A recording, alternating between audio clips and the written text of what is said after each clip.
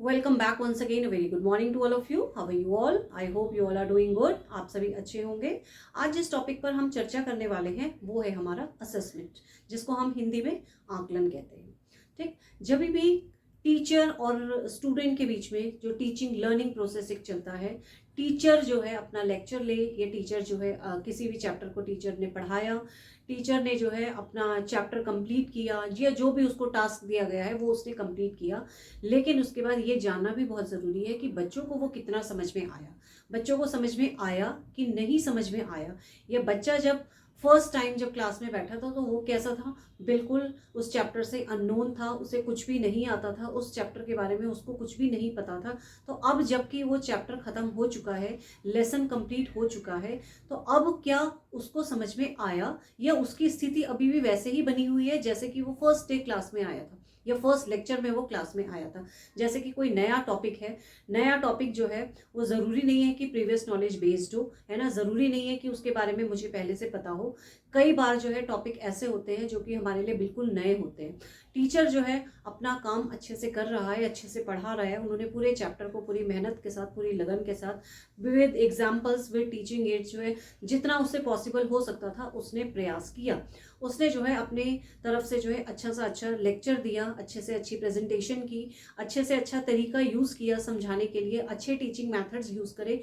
लेकिन अब प्रश्न ये उठता है कि हमने तो अच्छे से अच्छे काम किया, टीचर ने तो अपनी तरफ से पूरा प्रयास किया बच्चों को समझाने का, लेकिन अब हमें ये देखना है कि बच्चे को कितना समझ में आया। जिस समय बच्चा क्लास में फर्स्ट डे था, बिल्कुल चैप्टर से अननोन था, है ना, उसको बिल्कुल कुछ नहीं आता था, चैप्टर के बारे में कुछ नहीं पता था। अब की उसकी स्थिति क्या है? क्या उसको अब चैप्टर समझ में आया? क्या उसको चैप्टर समझने में कुछ प्रॉब्लम्स हुई? क्या उसकी स्थिति जैसी थी वैसे ही है, या अब उसमें इम्प्रूवमेंट हो गया, या उसको उस चैप्टर को लेके जो है क्लैरिटी आ गई कि नहीं, अब मुझे ये चीज़ बहुत अच्छी आती है। तो ये सब जानने के लिए हम जो है, या टीचर को जो है असेसमेंट करना पड़ता है, बच्चों को असेस करना पड़ता है कि हम जो टीचिंग लर्निंग प्रोसेस एक चल रहा है हमारा क्लास में, जो टीचर जो है बच्चों को लेक्चर दे रहा है, या कोई भी चैप्टर पढ़ा रहा है, या कोई भी लेसन पढ़ा रहा है, या कुछ भी समझा रहा है, तो बच्चे को वो कितना समझ में आ रहा है, ये जानना भी बहुत ज़रूरी है। क्योंकि इस चीज़ का कोई फ़ायदा नहीं है कि टीचर पढ़ा, अपना जितना पढ़ाना है उसको पढ़ाया, सिर्फ मुझे सिलेबस पूरा नहीं कराना है, या टीचर को जो है सिर्फ सिलेबस पूरा कराने की ड्यूटी नहीं है कि आपके पास 6 यूनिट्स है, बस आपने 6 यूनिट्स पढ़ाई और आपका जो है काम कंप्लीट हो गया। ये जानना भी बहुत ज़रूरी है कि बच्चों को कितना समझ में आया, बच्चों की लर्निंग कितनी हुई, बच्चों की कितनी अचीवमेंट हुई, बच्चे के जो एक गोल थे, या एक चैप्टर या लर्निंग का जो कुछ गोल था वो कहाँ तक, किस हद तक पूरा हुआ, ऑब्जेक्टिव्स उसके कहाँ तक पूरे हुए, या कितना उसने सीखा। ये सब चीज़ें जानने के लिए जो है बच्चों को असेस किया जाता है, और इस प्रोसेस को ही हम असेसमेंट कहते हैं। ठीक, अब हम असेसमेंट की बात करें तो क्या है, assessment is made to identify the level of performance of the student. Assessment किस लिए किया जाता है? कि बच्चे का लेवल देखा जा सके परफॉर्मेंस का, कि पहले वो क्या परफॉर्म कर रहा था। पहले मैंने जब फर्स्ट टाइम क्लास में आई, मैंने उससे पूछा what do you mean by assessment, आप असेसमेंट से क्या समझते हो।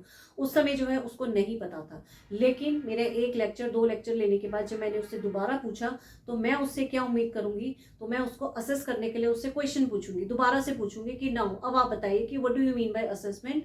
तो मुझे पता चल जाएगा कि मेरा पढ़ाने का कितना फर्क उस पर हुआ, कितना उसका डेवलपमेंट हुआ, कितना उसने सीखा, कितनी उसकी लर्निंग हुई, और कितना उसको समझ में आया। तो कितने उसकी परफॉर्मेंस देखकर मुझे पता चल जाएगा कि उसको सीखने में कोई प्रॉब्लम हुई है, या उसको सीखने में कोई प्रॉब्लम नहीं हुई है, उसका डेवलपमेंट हुआ है या उसका डेवलपमेंट नहीं हुआ है, उसको इम्प्रूवमेंट की ज़रूरत है या उसको अब इम्प्रूवमेंट की ज़रूरत नहीं है। तो यहाँ पर जो है हम बच्चों की खूबियों और कमियों को देखा जाता है। अगर बच्चा अच्छा कर रहा है तो बहुत अच्छी बात है, लेकिन अगर बच्चों में कोई कमी पाई जाती है, या बच्चा जो है जिस मेथड से मैं पढ़ा रही हूँ उस मेथड से वो नहीं समझ पा रहा, तो मुझे अपने मेथड को चेंज करने की भी ज़रूरत है। मुझे जो है यहाँ पर बच्चे में इम्प्रूवमेंट लाना है।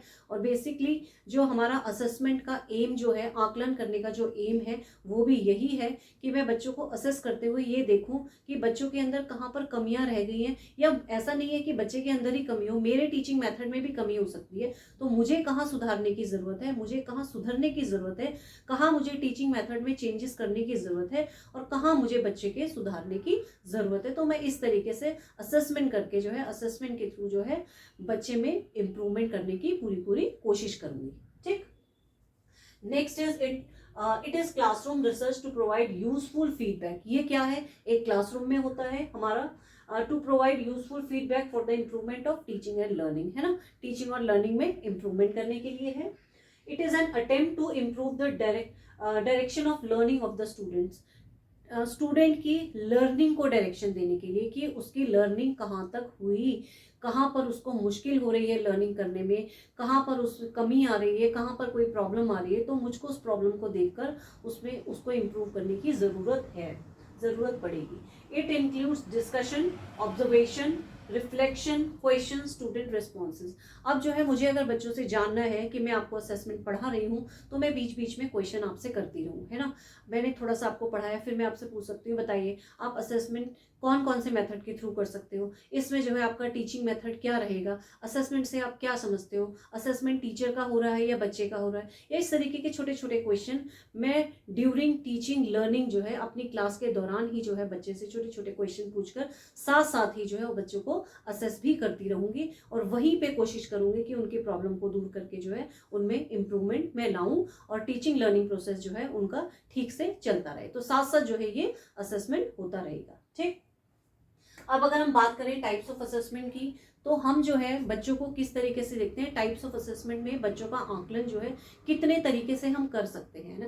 एक आकलन तो हम ऐसे कर सकते हैं कि हम, अगर मैं किसी से पूछूं या बच्चों से ही पूछूं कि बताएं अब मैं कैसे जानूं कि आपको क्या क्या समझ में आया या मैंने फर्स्ट चैप्टर जो है कंप्लीट करा दिया, तो मैं किस मेथड से जो है आपको असेस करूं, है ना। तो सबसे पहले क्या है, हम सबसे पहली बात तो यही है कि अगर हम देखना है हमें कि बच्चों को कितना समझ में आया, कितना समझ में नहीं आया या क्या बच्चों ने पढ़ा, तो हम सीधे सीधे उसके लिए टेस्ट लेते हैं, है ना। आप क्लास टेस्ट ले लेते हो, आप छोटे छोटे असाइनमेंट्स दे देते हो, आप क्लास में क्वेश्चंस पूछ लेते हो।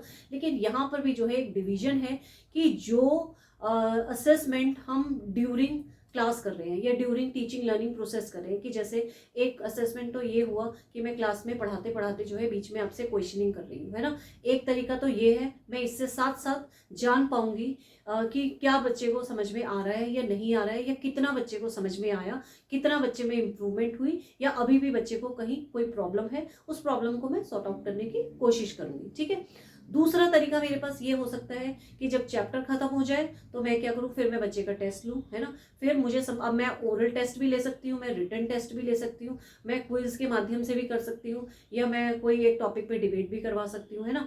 मेरे पास जो है डिफरेंट टाइप के मेथड्स हो सकते हैं। तो एक तरीका मेरा ये है, उससे मैं फाइनली मार्क्स देकर जो है बता सकती हूँ कि इसके ज़्यादा मार्क्स आए हैं तो इसको जो है लर्निंग अच्छी हुई है, इसने ज़्यादा सीखा है, इसकी अंडरस्टैंडिंग ज़्यादा हुई है ना। बजाय कि जिसके कम मार्क्स हैं तो मैं उनको कह सकती हूँ भाई आपका रिपीट है, आपको दोबारा से टेस्ट देना पड़ेगा, आप में इंप्रूवमेंट की ज़रूरत है, आपके मार्क्स अच्छे नहीं आए हैं, है ना।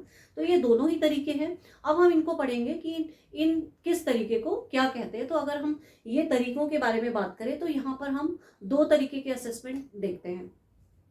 पहला हमारे पास है फॉर्मेटिव असेसमेंट, जिसको हम कह सकते हैं हिंदी में रचनात्मक आकलन। ठीक। It is conducted during the teaching learning. ये कब कराया जाता है, जैसे कि हमने अभी असेसमेंट की बात करी कि ये ड्यूरिंग द टीचिंग लर्निंग, कि जब हम क्लास में पढ़ा रहे हैं, जब टीचर क्लास में पढ़ा रहा है तो वो साथ साथ बीच में जो है बच्चों से क्वेश्चन पूछकर जो है उनको साथ साथ असेस कर सकता है। ठीक। Process in the classroom, diagnostic in nature. अब टीचर जो है जब साथ साथ पढ़ाते पढ़ाते बीच बीच में क्वेश्चन करेगा तो सबसे पहले तो बच्चे को ये हो जाएगा कि टीचर जो है मेरे से कभी भी कुछ भी पूछ सकता है, तो वो एक ध्यान से सुनने लगेगा, है ना। कई बच्चे ऐसे होते हैं ना कि फिजिकली तो प्रेजेंट होते हैं बट मेंटली जो है वो कहीं ना कहीं घूम रहे होते हैं, वो जो है ध्यान नहीं देते पढ़ने में, है ना। तो अगर उसको ये रहेगा कि मेरा या क्लास का जो है बीच बीच में असेसमेंट किया जा रहा है, हमें असेस किया जा रहा है, टीचर जो है कभी भी बच्चों से क्वेश्चन पूछ सकती है, तो वो ध्यानपूर्वक जो है क्लास में टीचर की बातों को सुनेगा। ठीक है। अब अगर टीचर को असेस करते करते ये पता चलता है कि भाई इस बच्चे को समझ में नहीं आ रहा है, इसको लर्निंग में प्रॉब्लम हो रही है, तो साथ साथ जो है वो उसके इम्प्रूवमेंट के लिए भी कोई ना कोई तरीका वहीं पे ढूंढकर और उस प्रॉब्लम को वहीं पर सॉर्ट आउट कर देगा। या तो जो जिस तरीके से मैं पढ़ा रही हूँ वो तरीका अगर उसको अच्छे से नहीं समझ में आ रहा, उसके लिए कंफर्टेबल नहीं है, तो मैं अपने टीचिंग मेथड को थोड़ा सा चेंज कर सकती हूँ, उसको कुछ एग्जांपल्स दे सकती हूँ, तो वहीं पर जो है मैं उसके इम्प्रूवमेंट की पूरी पूरी कोशिश करूँगी, है ना। तो इसको हम कह सकते हैं कि डायग्नोस्टिक इन नेचर, वहीं पे हमने प्रॉब्लम को डायग्नोज किया और वहीं पर जो है हमने उसको सॉर्ट आउट करने की पूरी कोशिश की, चाहे अब मैं उसके तरीके को बदलूँ, चाहे मैं अपने तरीके को बदलूँ। ठीक। Next is provides feedback on performance and areas of improvement. अब क्या है, फीडबैक साथ साथ अब चाहे मेरा फीडबैक है कि कैसा पढ़ाया, बच्चे दे सकते हैं फीडबैक कि बहुत अच्छा पढ़ाया टीचर ने और हमें जो है बहुत अच्छा समझ में आया। दूसरा है बच्चों को असेस करके मैं बच्चों के बारे में फीडबैक दे सकती हूँ कि ये बच्चा जो है बहुत जल्दी सीख जाता है, या इस बच्चे को अगर मैं 10 बार भी समझाऊं तो भी इसको नहीं समझ में आता है, या ये बच्चा जो है बहुत जल्दी आसानी से किसी भी चीज़ को कैच कर लेता है, और इस बच्चे के साथ ये प्रॉब्लम है कि उसको कम से कम एक चीज़ को समझाने के लिए मुझे एग्जाम्पल देने पड़ते हैं, या मुझे 2-3 बार उसको एक्स्ट्रा समझाना पड़ता है, या मुझे उसको आफ्टर स्कूल या आफ्टर क्लास एक बार मुझे अलग से आके समझाना पड़ता है, पर्सनली देना पड़ता है ना। तो ये सब चीज़ें जो है यहाँ पर पता लग जाती है कि थ्रू फीडबैक के कि उसकी परफॉर्मेंस क्या है और किस तरीके से वो इम्प्रूव कर सकता है। It is a continuous monitor method. क्या है ये कॉन्टिन्यूस मॉनिटर मेथड है कि मैं लगातार क्लास में बच्चों को मॉनिटर कर रही हूँ, मैं बार बार बीच बीच में जो है हर थोड़ा थोड़ा पढ़ाने के बाद जितना पढ़ा रही हूँ बीच बीच में जो है मैं क्वेश्चनिंग कर रही हूँ, है ना, बच्चों से। तो क्या है, मैं लगातार जो है बच्चों को मॉनिटर कर रही हूँ कि बच्चों को कितना समझ में आ रहा है, बच्चों को कितना समझ में नहीं आ रहा है, कहाँ बच्चों को प्रॉब्लम हो रही है, किस टीचिंग मेथड से बच्चों को ज़्यादा समझ में आ रहा है और कौन सा टीचिंग मेथड जो है मुझे चेंज करने की ज़रूरत है, कहाँ पे बच्चों को एग्जाम्पल देना है, कहाँ पे बच्चों को टीचिंग एड के थ्रू समझाना है। तो ये सब चीज़ें जो है ये मैं बच्चों को पढ़ाते हुए लगातार मॉनिटर कर रही हूँ और उनको समझने की कोशिश भी कर रही हूँ कि टीचिंग लर्निंग जो है किस तरीके से मैं अपनी बेस्ट दे सकती हूँ और कहाँ पे मैं अपने में सुधार कर सकती हूँ और कहाँ पे मैं बच्चों में सुधार कर सकती हूँ। ठीक। अच्छा, इसके अगर हम कुछ कैरेक्टरिस्टिक्स की बात करें तो ये हमारा सबसे पहले ड्यूरिंग लर्निंग प्रोसेस है। इसमें क्या है, टीचर जो है हमारा एक्टिव रहता है। ठीक। इसमें बच्चे जो हैं वो सुनते हैं ध्यान से, बच्चे ध्यान से सुनेंगे तभी वो रिस्पॉन्स दे पाएंगे, है ना। जब मैं उनसे क्वेश्चन पूछूंगी तो तभी बच्चे रिस्पॉन्स दे पाएंगे जब वो ध्यान से सुनेंगे। तो इसमें मेन रोल किसका है, टीचर का है। टीचर जो है इसमें पूरी तरीके से एक्टिव रहेगा। दूसरा है मॉनिटर, जैसे कि हमने बताया ये क्या है, कॉन्टिन्यूस मॉनिटर मेथड है। मैं लगातार बच्चों पर जो है नजर लगाए हुई हूँ कि कौन बच्चा ध्यान दे रहा है, कौन बच्चा नहीं ध्यान दे रहा है। अगर मुझे लगता है कि कोई बच्चा ध्यान से नहीं सुन रहा है या वो कोई और एक्टिविटी में इन्वॉल्व हो रहा है तो मैं तुरंत जो है उससे कोई क्वेश्चन पूछ सकती हूँ, उसको खड़ा कर सकती हूँ और जान सकती हूँ, उसको असेस कर सकती हूँ कि उसको समझ में आ रहा है, वो सुन रहा है या नहीं सुन रहा है, या उसको कुछ प्रॉब्लम है समझने में या किस तरह की प्रॉब्लम है, तो मैं उसको वहीं पर टोक कर उसका इम्प्रूवमेंट कर सकती हूँ। ठीक। ऑब्जर्व करते हैं, इसमें ऑब्जर्व है। अब ऑब्जर्व के थ्रू ही तो मैं करूंगी, मैं सब बच्चों को ऑब्जर्व कर रही हूँ कि कौन सुन रहा है कौन नहीं सुन रहा है। मुझे लगेगा कि जो बच्चा ध्यान नहीं दे रहा है उसी को मैं सबसे पहले खड़ा करूंगी और उससे मैं क्वेश्चन पूछूंगी कि मैंने जो अभी तक पढ़ाया या मैंने जो पढ़ाया उसमें से कोई एक क्वेश्चन बना के मैं पूछ सकती हूँ कि what do you mean by this और दैट। ठीक। फीडबैक टू बोथ, अभी अभी मैंने बताया कि दोनों का फीडबैक होगा, मेरा भी फीडबैक लिया जा सकता है, मेरे फीडबैक के लिए भी डाटा कलेक्शन हो सकता है और स्टूडेंट के लिए भी। ठीक।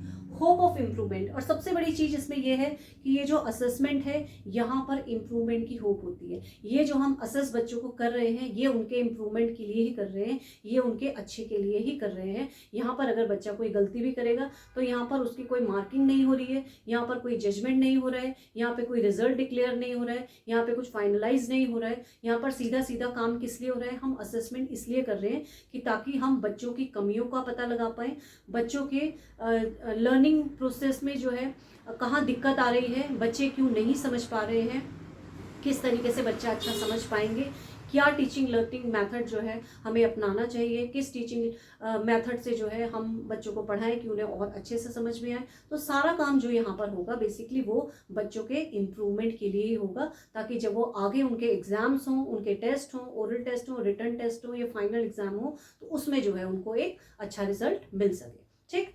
तो ये है हमारा पहला टाइप, फॉर्मेटिव असेसमेंट इसको हम कहते हैं। ठीक, ड्यूरिंग क्लास या ड्यूरिंग टीचिंग लर्निंग प्रोसेस में। आई होप इतना आपको समझ में आ गया होगा। नेक्स्ट अगर हम बात करें समेटिव असेसमेंट, इसी का दूसरा पार्ट है हमारा समेटिव असेसमेंट। अब जैसे कि सम से समझ में आ रहा है कि हम अब उसको जोड़ रहे हैं, हम मार्क्स को जोड़ रहे हैं ना, जब मार्क्स हम जोड़ते हैं तो क्या है, हमारा रिजल्ट डिक्लेयर होता है। तो ये वाला क्या है, it occurs at the end of the session. अभी तक जो हमने पढ़ा फॉर्मेटिव असेसमेंट में, उसमें क्या था कि ड्यूरिंग द क्लास चल रहा था असेसमेंट, अब जो है हमारा एंड ऑफ द सेशन चलेगा। ठीक, अभी तक कहने का मतलब है फॉर्मेटिव में अभी तक हमने जितना सीखा हमारा इंप्रूवमेंट हो गया ना, हमने पूरा सेमेस्टर जो है किया, काम किया, टीचर ने हमें असेस किया और साथ साथ हमारा इंप्रूवमेंट किया।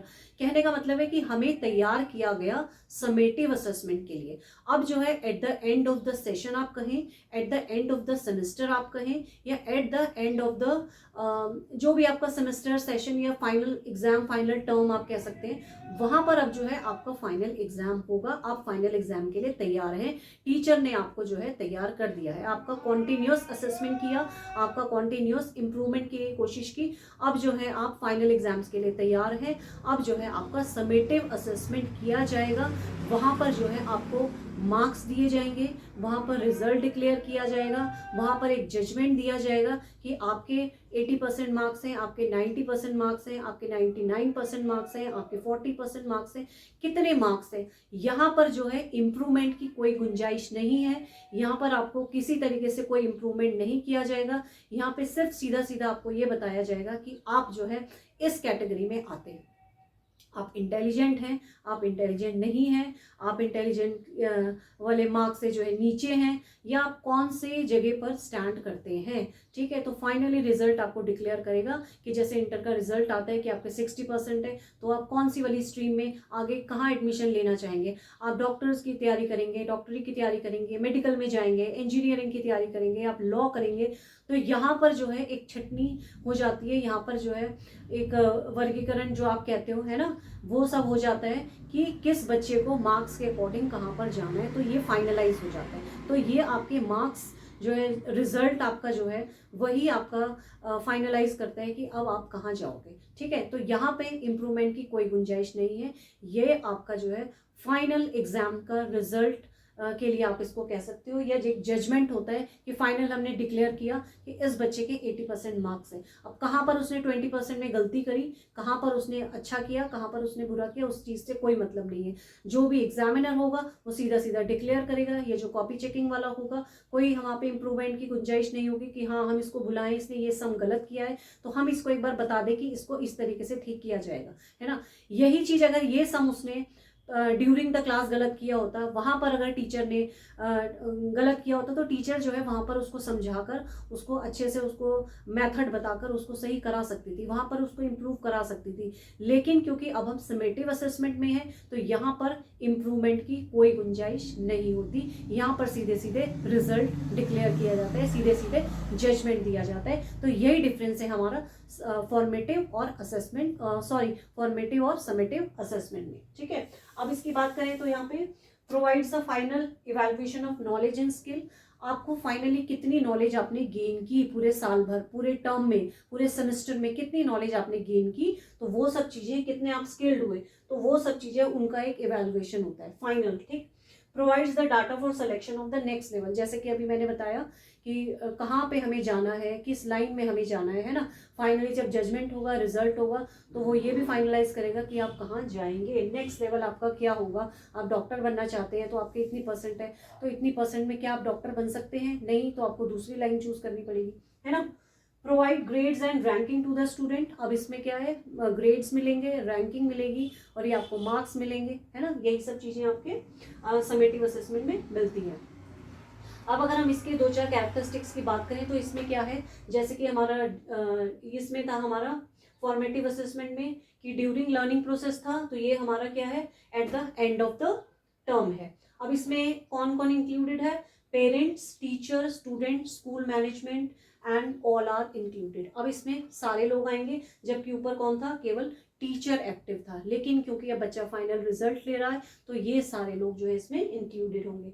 अब ये हमारा जो है जजमेंटल इन नेचर है कि फाइनलाइज भाई सीधा सीधा जज किया जाता है, यहाँ पे इम्प्रूवमेंट की कोई गुंजाइश नहीं है। सीधा आपको बताया जाएगा फर्स्ट डिवीजन 60% है तो फर्स्ट डिवीजन है, 50% है तो सेकंड डिवीजन है, 40 या 30 नीचे परसेंट है तो थर्ड डिवीजन है, उससे नीचे है तो फेल है। यहाँ पे इम्प्रूवमेंट की कोई गुंजाइश नहीं है कि भाई एक नंबर से ये पास हो सकता है तो चलो हम जरा इसको समझा देते हैं, ये थोड़ा सा अच्छा कर लेगा, इम्प्रूवमेंट कर लेगा। नहीं, यहाँ पर ऐसा कोई गुंजाइश नहीं है, कोई चांस ही नहीं है। यहाँ पर सीधा सीधा यहाँ पे रिजल्ट डिक्लेयर होता है, फाइनलाइज होता है। ठीक, अचीवमेंट ऑफ ऑब्जेक्ट देखा जाता है कि आपका जो ऑब्जेक्टिव था ये काम करने का या ये बीएड की पढ़ाई करने का या बीएड फर्स्ट सेम का, कि आपको कितने परसेंट मार्क्स चाहिए थे, ये सब चीज़ के लिए क्या है देखा जाता है कि आपने कितना तक अचीव किया। ठीक, पेंसिल पेपर टेस्ट है इसमें आपका, यही सब चीज़ें यूज़ करते हो आप। Eight the end of the term, eight the end of the term है, ये हम डिस्कस कर चुके हैं। आफ्टर टीचिंग लर्निंग प्रोग्रेस, ठीक है। और टीचिंग लर्निंग प्रोसेस के बाद जो है ये टीचिंग लर्निंग प्रोसेस है, नॉट प्रोग्रेस है, ये टीचिंग लर्निंग, इसको हम टीचिंग लर्निंग प्रोसेस बोलेंगे। ठीक, ये आपकी टीचिंग लर्निंग, ठीक, सॉरी, ठीक है। तो ये जो है आपका टीचिंग लर्निंग प्रोसेस हो गया, राइट। अब जो है अगर हम और बात करें इसमें, एक हमारा जो है SBA है और एक हमारा जो है BBA है। अब हम अगर SBA की बात करें तो ये क्या है आपका school based assessment. School based assessment क्या है, ये आपका इंटरनल होता है। और आपका BBA है बोर्ड बेस्ड असेसमेंट, ये आपका एक्सटर्नल होता है। ठीक, अब स्कूल बेस्ड असेसमेंट जो है ये आपका स्कूल में होता है और बोर्ड बेस्ड जो है ये आपका बोर्ड के थ्रू होता है। अब बोर्ड के थ्रू जैसे कि आप बोर्ड के एग्जाम्स वगैरह देते हैं ना, तो वहां पर क्या है सीधा सीधा आपका जजमेंट होगा, सीधा सीधा आपका रिजल्ट डिक्लेयर होगा, है ना। बोर्ड का रिजल्ट होता है ना, 10th का है, 12th का है, जो अभी तक जैसे होता है, तो वो क्या है एक्सटर्नल है और वहां पर सीधा सीधा जज किया जाएगा आपको, आपका रिजल्ट डिक्लेयर किया जाएगा, फाइनलाइज आपको फाइनली आपके मार्क्स बताए जाएंगे कि आप फर्स्ट डिवीजन है, सेकंड डिवीजन है, थर्ड डिवीजन है, या क्या आपका रिजल्ट रहा। वहां पे कोई इंप्रूवमेंट नहीं होगा। और दूसरा आपका स्कूल बेस्ड असेसमेंट है तो वो आपका इंटरनली होगा, आपके ओवरऑल डेवलपमेंट के लिए होगा। तो अगर अब आप इसको अब यहाँ से जोड़ें तो आपका जो SBA है वो आपका फॉर्मेटिव असेसमेंट का पार्ट होगा और आपका BBA है जो बोर्ड बेस्ड असेसमेंट है, ये आपका समेटिव असेसमेंट का पार्ट होगा। वैसे तो ये है नहीं आपके पास, आता नहीं है, पर कई बार ये पूछ लिया जाता है कि SBA और BBA जो है किसका पार्ट है या किसको कहा जाता है। ठीक है, तो ये था आपका असेसमेंट और ये है आपके टाइप्स ऑफ असेसमेंट। अब अगर हम टाइप्स ऑफ असेसमेंट की बात करें तो टाइप्स ऑफ असेसमेंट में अभी आपके पास और भी हैं, वो हम जो है, क्योंकि अगर हम एक ही वीडियो में सारा करेंगे तो बहुत लेंदी हो जाता है, उसको हम नेक्स्ट वीडियो में पढ़ेंगे। ठीक है, तो अभी आपके लिए मेन जो है वो असेसमेंट और टाइप्स ऑफ असेसमेंट में ये वाले दो टाइप जो सबसे मेन है, जो सबसे ज़्यादा इंपॉर्टेंट है, फॉर्मेटिव और असेसमेंट, और फॉर्मेटिव और समेटिव असेसमेंट, यही आपके सबसे ज़्यादा इंपॉर्टेंट है। नेक्स्ट जो हम इसको कंटिन्यू करेंगे वो नेक्स्ट वाली वीडियो में करेंगे। तब तक के लिए thank you so much, take care, bye bye.